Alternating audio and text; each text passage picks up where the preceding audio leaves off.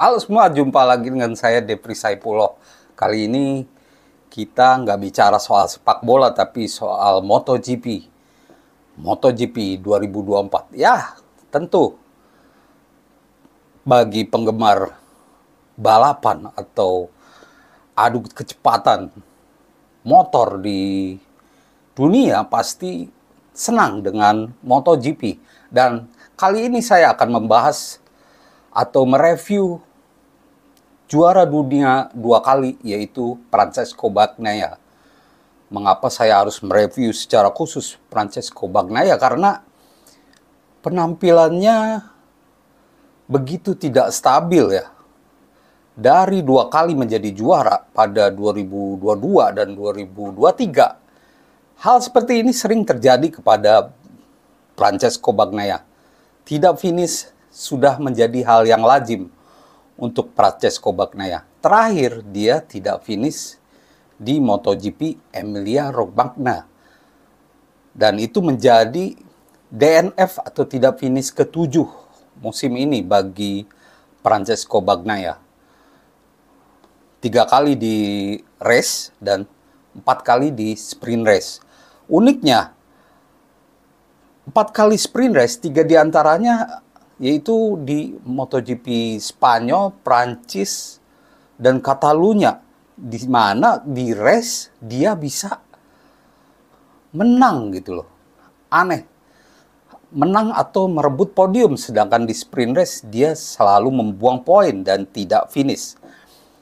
Nah, yang unik dari Francesco Bagnaia ini yaitu ketidakmampuan dia untuk mengatasi ban depan ya.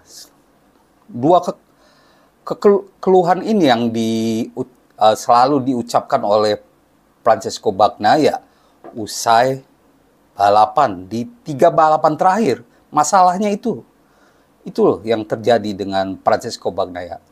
Sebelumnya ini terjadi di MotoGP Aragon dan terakhir di MotoGP Emilia-Romagna. Sebelumnya dia tidak finish di MotoGP Portugal saat dia berbenturan dengan Marc Marquez saat itu.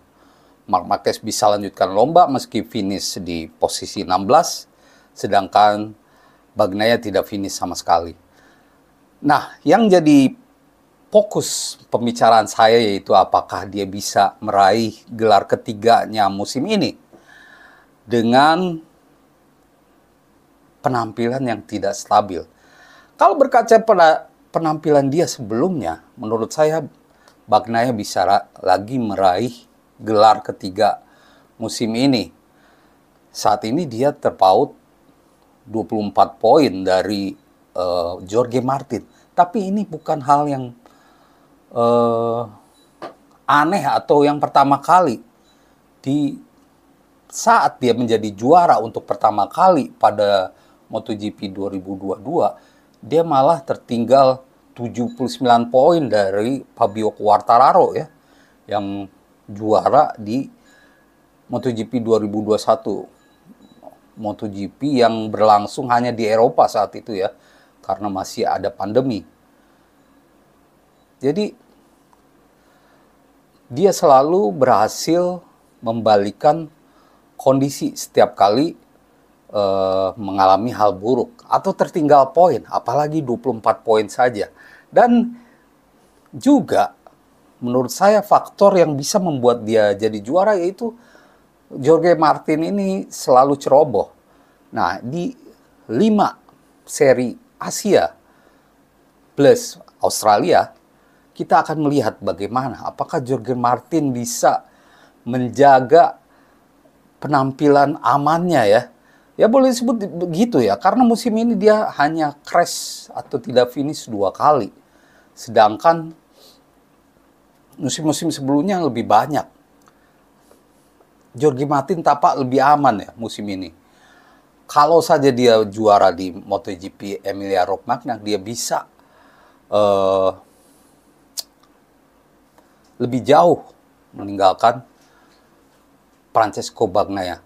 Nah, meski begitu ya, Francesco Bagnaia tetap tidak puas dengan apa yang terjadi dengan dia. Dia akan bangkit, tapi dia tetap tidak puas. Dia ada di tim yang sempurna.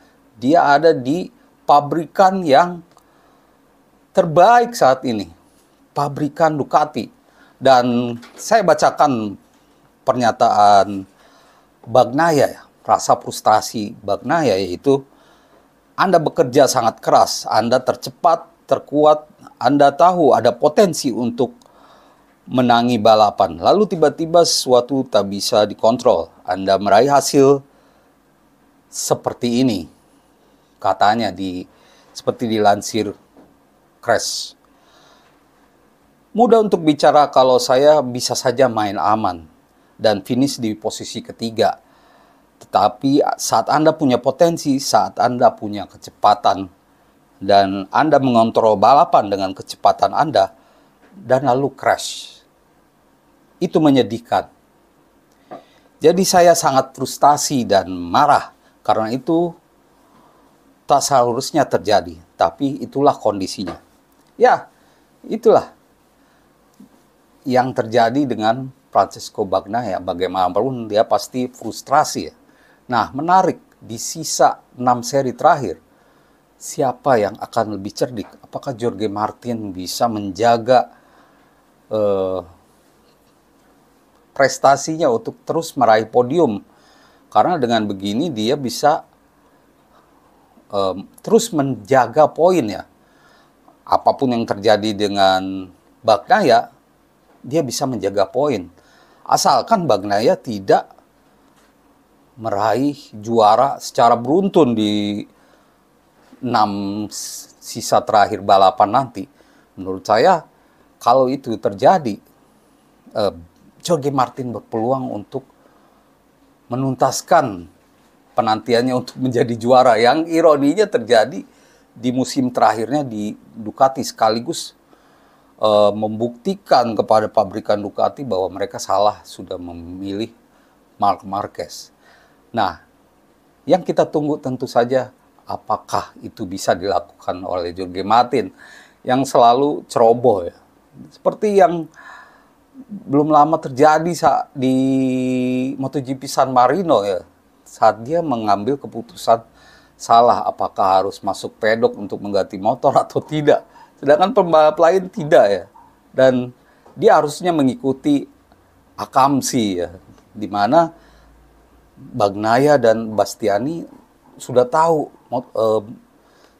kondisi hujan di Misano, sirkuit Misano. Dia menilai hujan tidak akan terus-terus terjadi sehingga tidak akan terjadi genangan, sehingga tidak